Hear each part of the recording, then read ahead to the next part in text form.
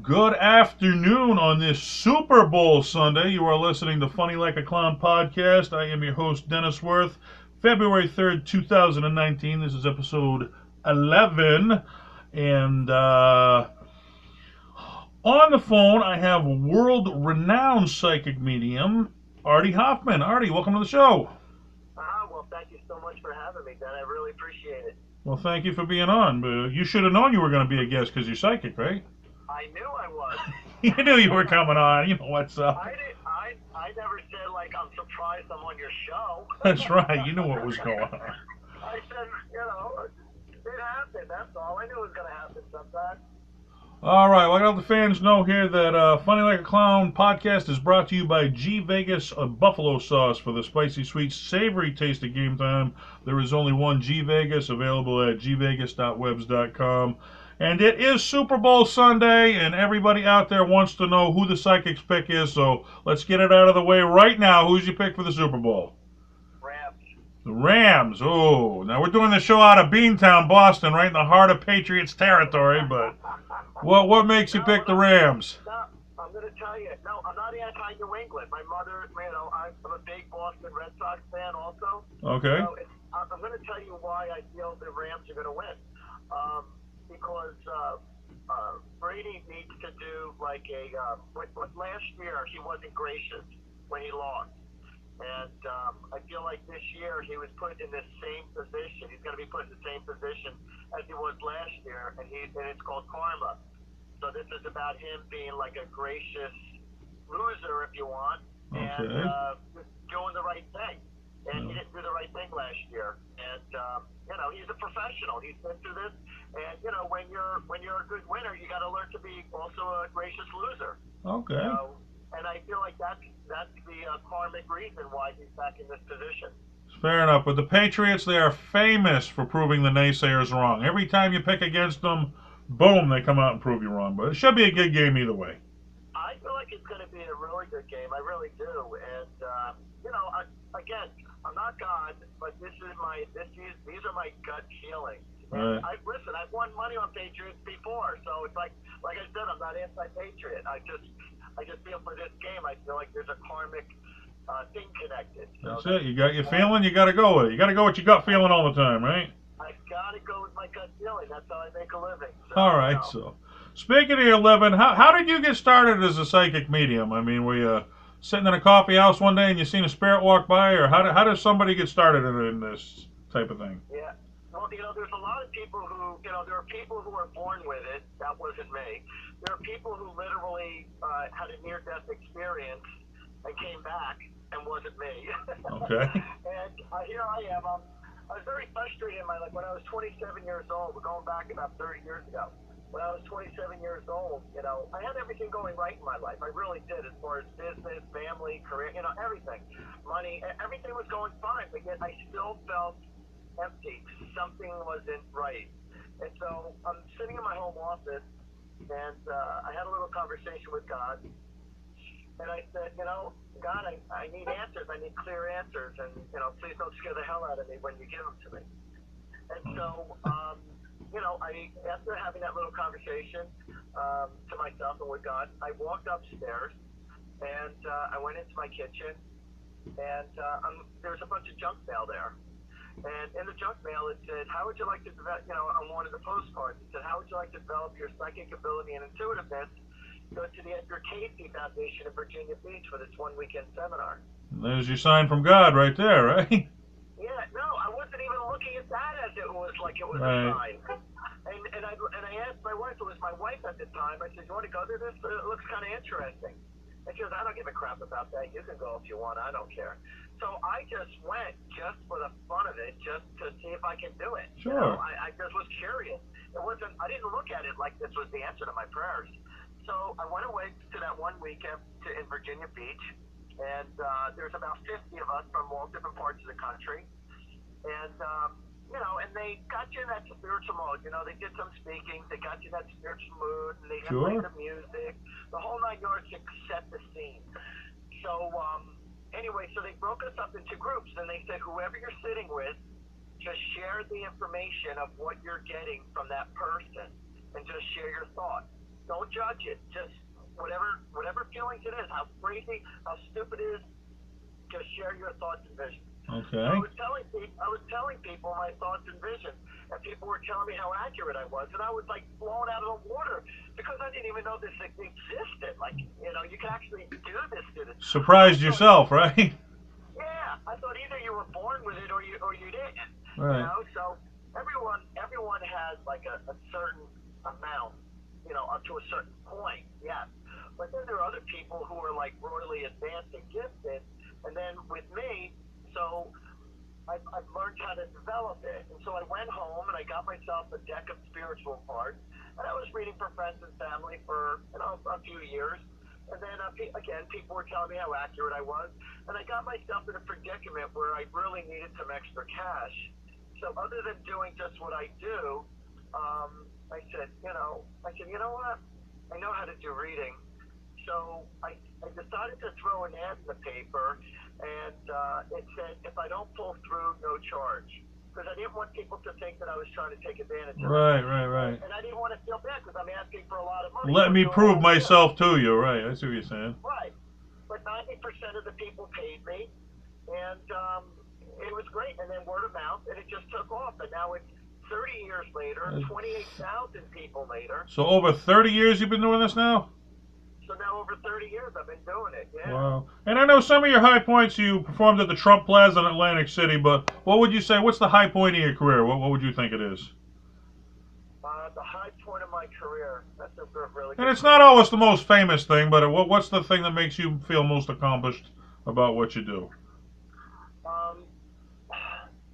See, you want to know something? Every single time somebody calls me up to do a party, it puts me on an incredible high. Every single time somebody calls me up and tells me, Artie, my friend recommended you, or my mother recommended you, and they told me how great you were and how good you were. Those are constant high moments. As far as publicly, I was asked, it didn't happen, but I was asked to perform at the Palace of Versailles in France. Really? And, yeah. So that's quite the compliment, because not just anybody gets to perform there. You know what you're doing a good job at it if you're being asked, right? Exactly. So, and then I would probably say the most nervous time I ever had. I'm not afraid to speak in front of people or crowds or anything. It doesn't bother me at all. Right. But I would say the most nervous time I ever had was one time, and it was the very first time I was on an FM radio station out of New Jersey, and I've never put myself out in public like that before. And I had a conversation with God. I said, God, I don't know what to say. I said, I need your help. Just put the thoughts in my head because I really don't know what to do. So when I was being interviewed for that radio station out of Atlantic City area, the thoughts and messages were pulling through, and it was pretty accurate. And so the person who interviewed me, Joe Kelly, he originally I was only booked for one time and one time only. And so after I left the station, he called me up the next day, and he says, Art, this is Joe Kelly. He goes, listen, we had 22 people calling into the station after you left. He goes, how would you like to be on our show on a regular basis?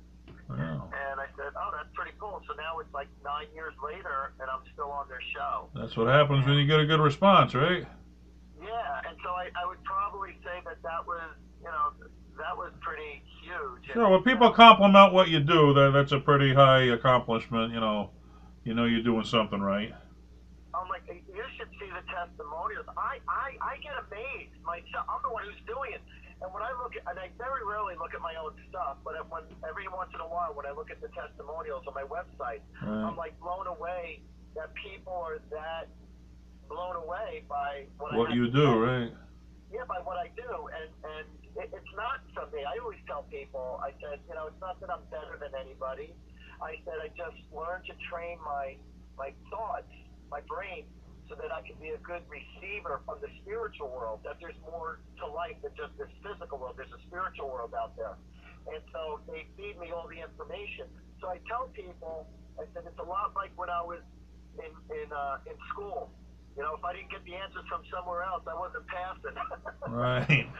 Now, No, I know. I do stand-up comedy, and it's like I practice my routine. I go out there to perform my routine for the people, and sometimes you get the drunks, and you got to deal with the hecklers, okay? Which heckle what you do, and it's tough. I didn't work on my routine to deal with these people. I know how to deal with them, but that's not why I'm up there. Now, have you ever had a strange request doing it? Has anybody ever called you a fraud? How do you deal with stuff like that, or has it ever happened to you, and how did you deal with it?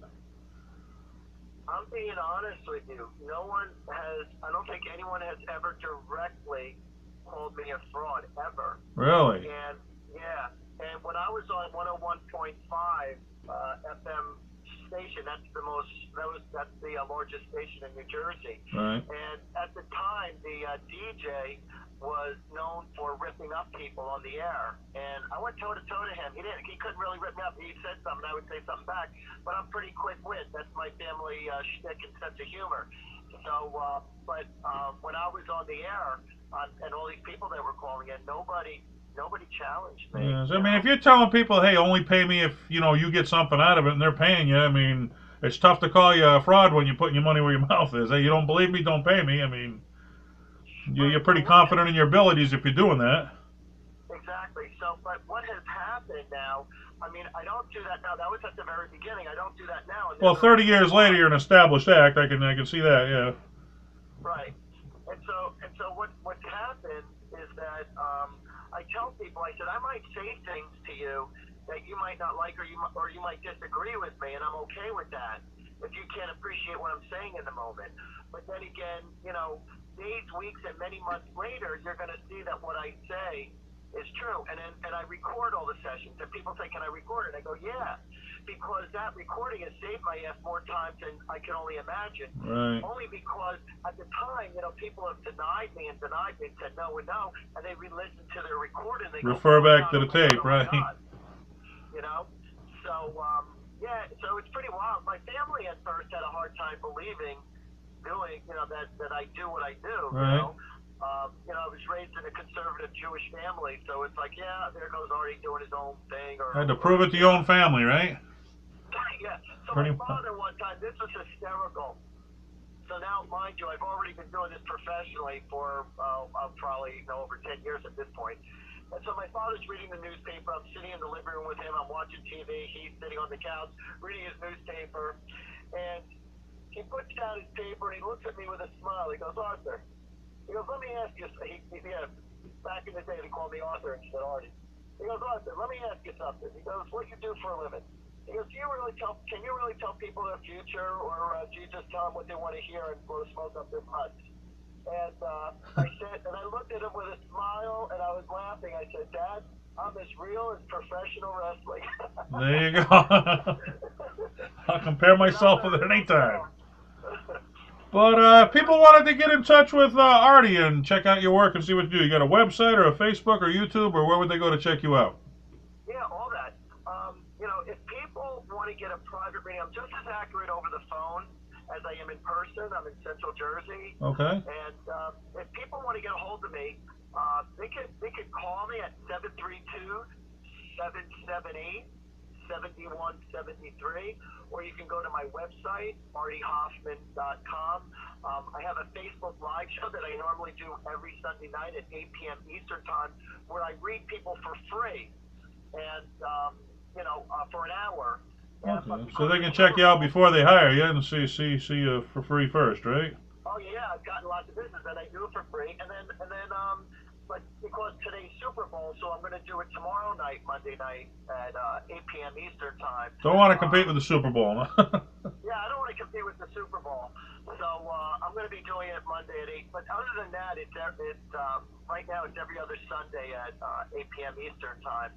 And you can also email me at artiehoffman at Gmail. And I also have an Instagram. You could join me at Instagram or with the YouTube. And I have lots of videos.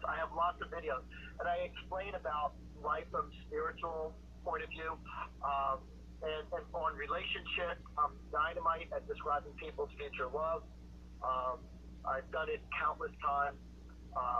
I can tell people whether if they're wasting their time with the person who they're with. I talk about past, present, and future, about their kids.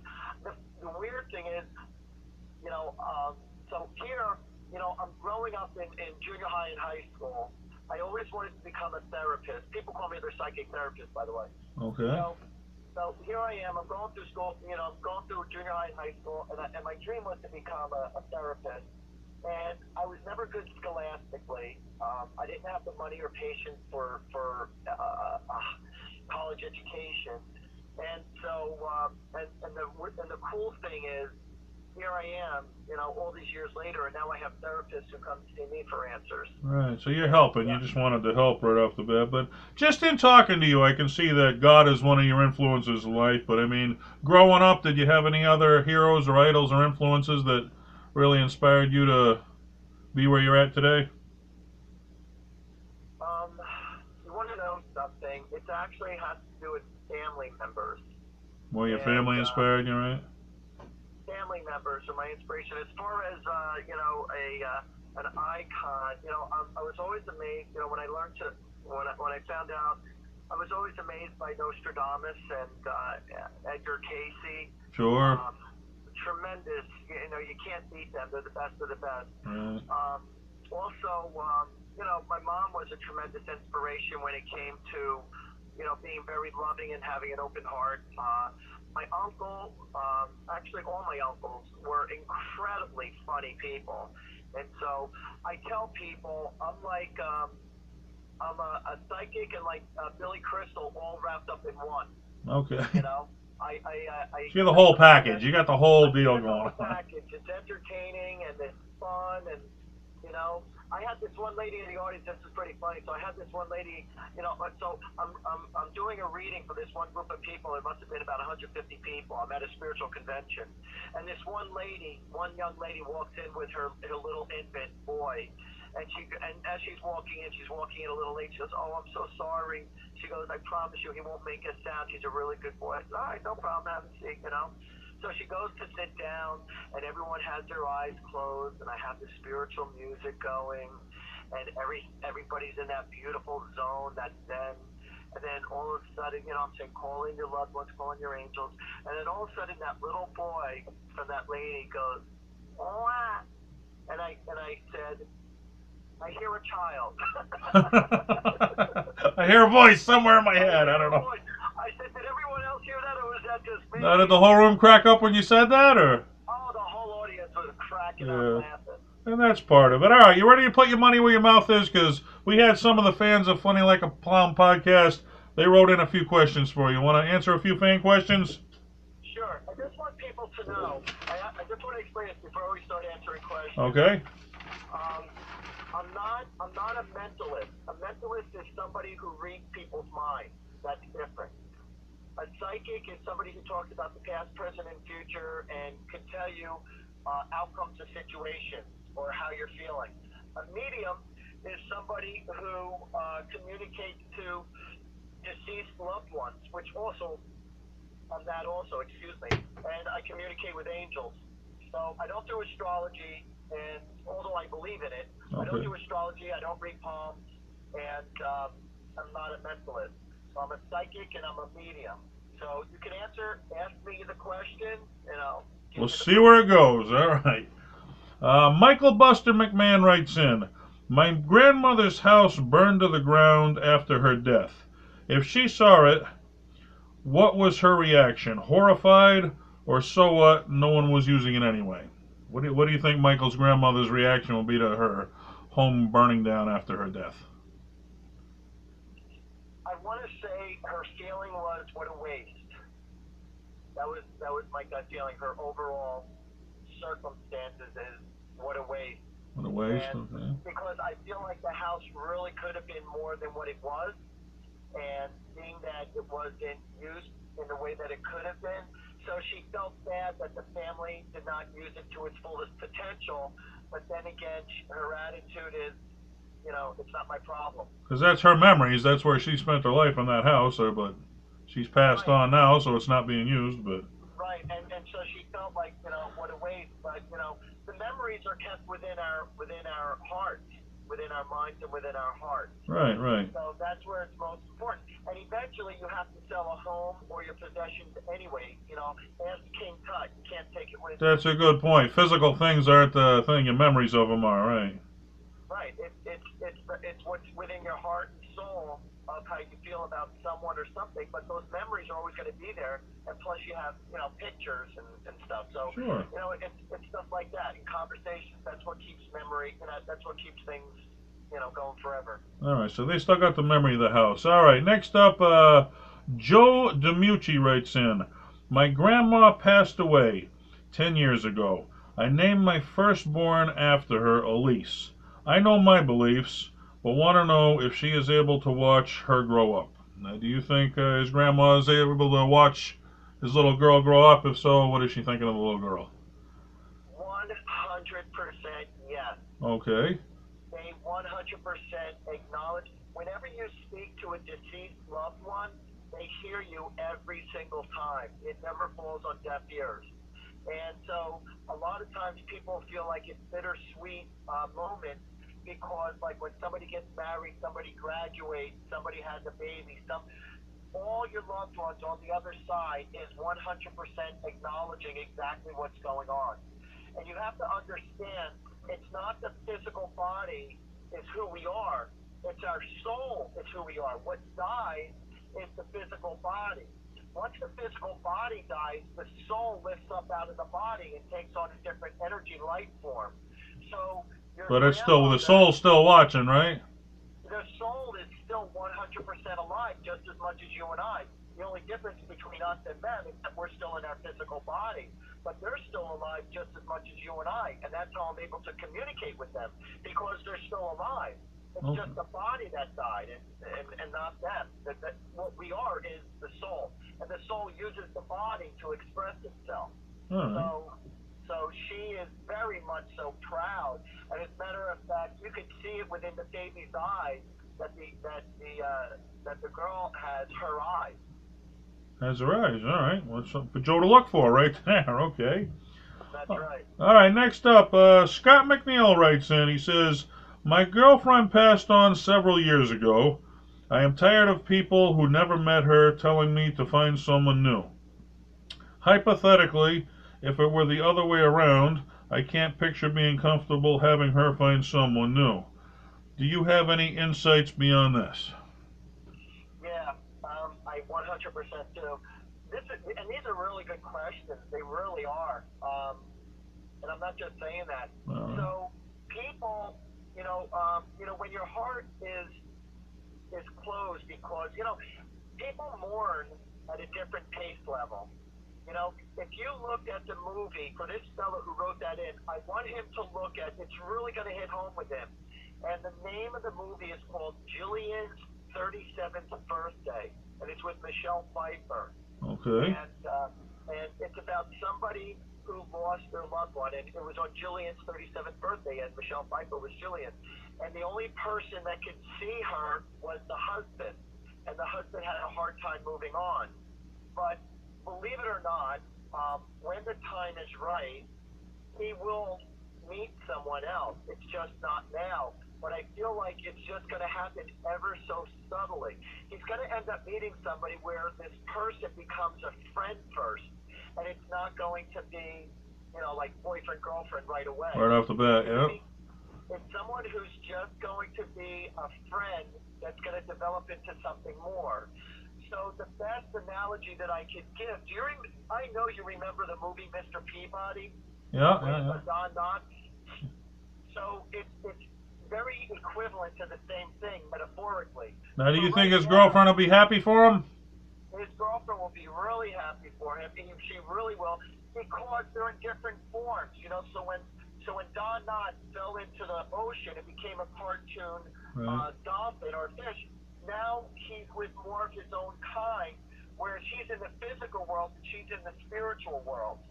So she'd rather see him happy with someone else that could fulfill his art under the circumstances.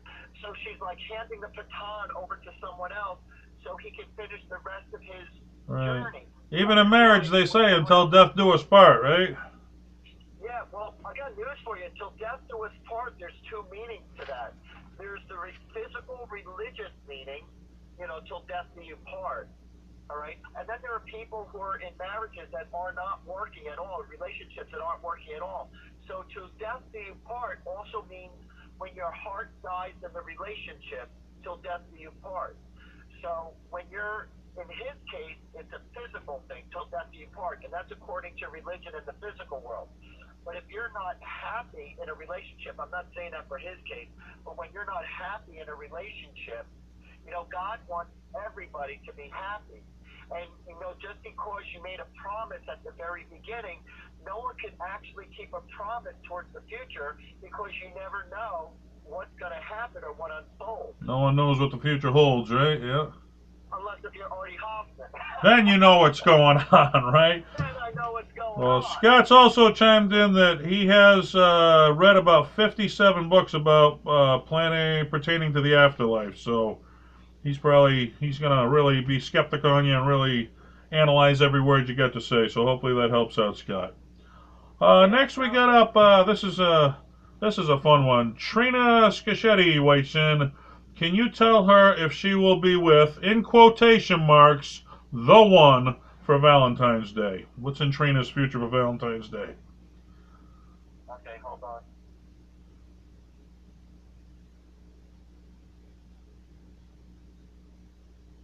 She will be with the love of her life on Valentine's, only not this Valentine's. Not this Valentine's Day, okay.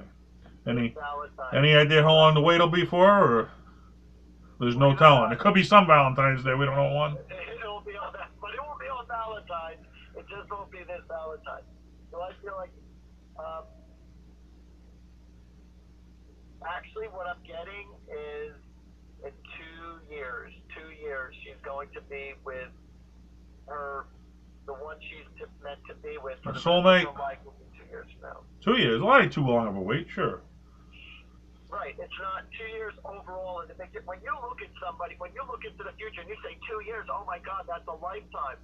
When you look back 2 years, it's like, oh my God, that's like no time. It's a blink of an eye, right? Yeah, it's like you're talking about your high school years. It seemed like it just happened. It's a blink. But you tell somebody 30 years from now, or 2 years from now, or 5 years from now, it's like forever. That's not that long for the rest of your life. All right. I'm going to ask you a question from me personally because, I don't know, I'm back and forth on whether I believe, but let's go for it anyway. My best friend I grew up with, his name was Mike. We were friends since childhood. Our dads were best friends with each other all our lives. He got a job working up at a maximum security prison, and the job really messed with his head bad, and he was never able to adjust to real life again. And because of it, he commits suicide, and I've been back and forth on dealing with it, but as hard as I'm dealing with it, he left behind some beautiful kids, and they're really having a tough time than me dealing with it. If Mike had a message for his kids, what do you think that message would be for his kids?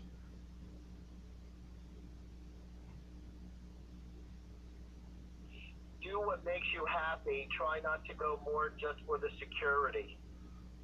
He's saying, I just want you to be happy. That's all I want. I want you to be with. I want you to be with who you want to be with, who makes you happy.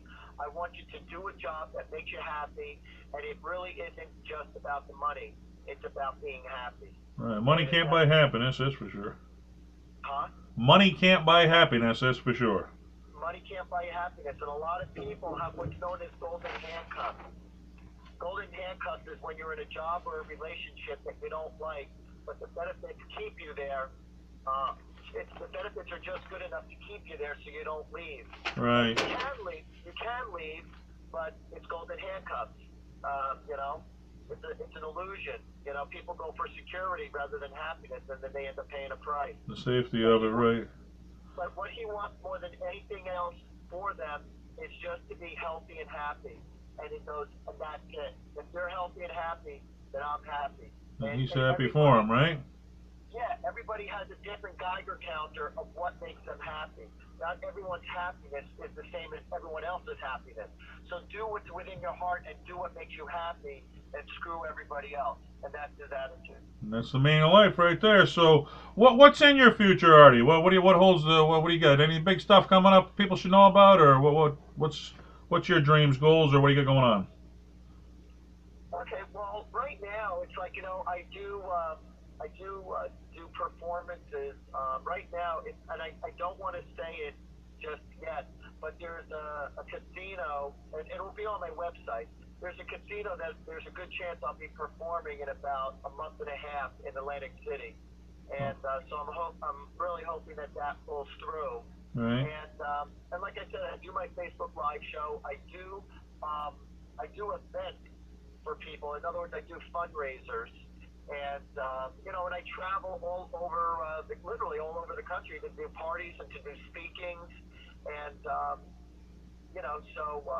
as far as my biggest thing right now, literally, is my Facebook Live show every other Sunday night, and because, like I said, I'm always doing private readings and private parties too.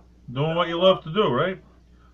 Oh my God, do I love to do what I do. But I know in my heart of hearts, like there's no doubt in my mind that I'm going to have my own TV show. I know I'm going to have it. Just a matter of working for it like everything else, right? So I'm going to ask you about three things and tell me whether you believe in them, and if so, why. All right, crystal balls. All right. Crystal balls, do I believe in them? Do you believe in them, and if so, why? Okay. When you have a crystal ball, it's not the crystal. I don't have a crystal ball. Okay. When you look at a crystal ball, it's not the crystal ball that gives you answer.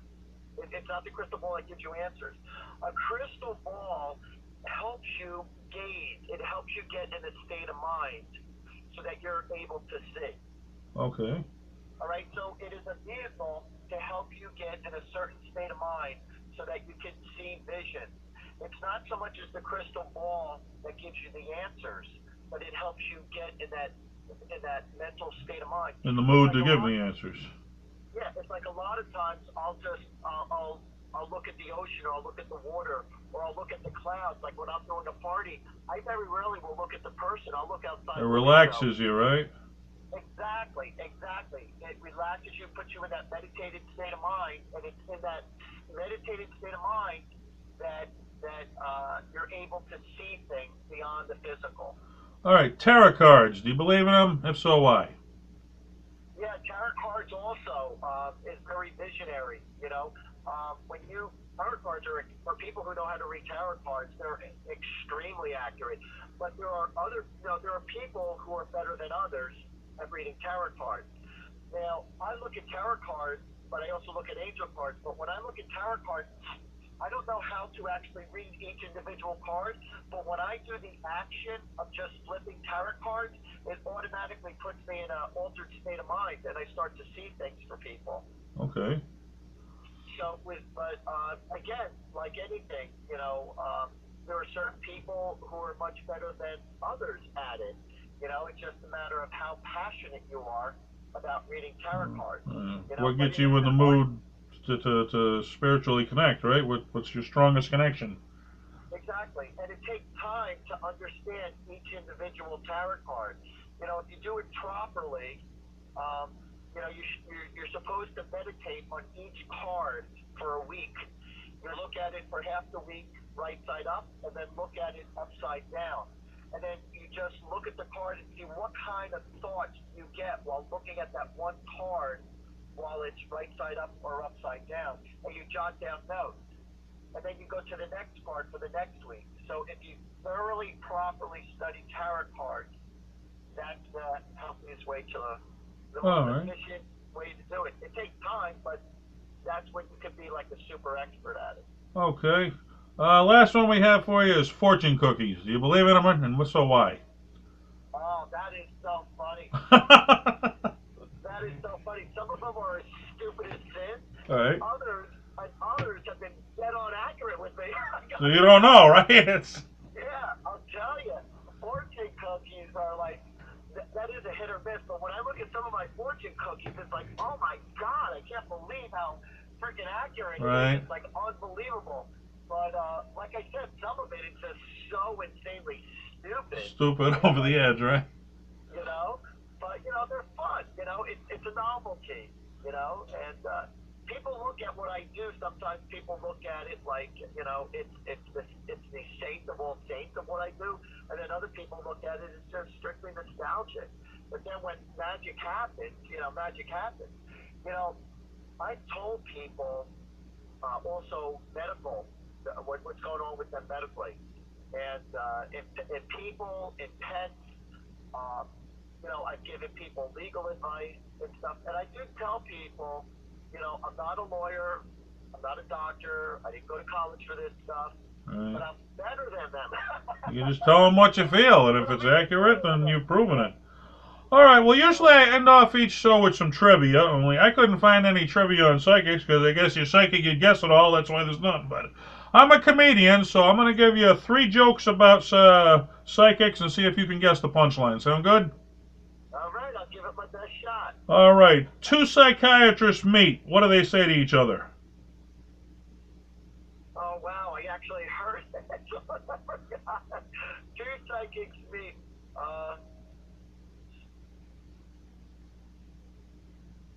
You don't know what you're talking about. 2 psychics meet. What do they say to each other? You're fine. How am I? All right. Pretty funny. Why do people make an appointment with a psychic?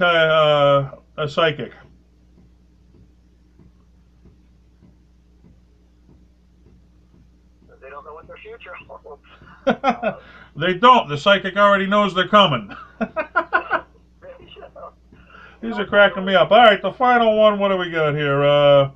Why did the psychic drink a carton of orange juice? Wait, why did the psychic drink a carton of orange juice? Hold on.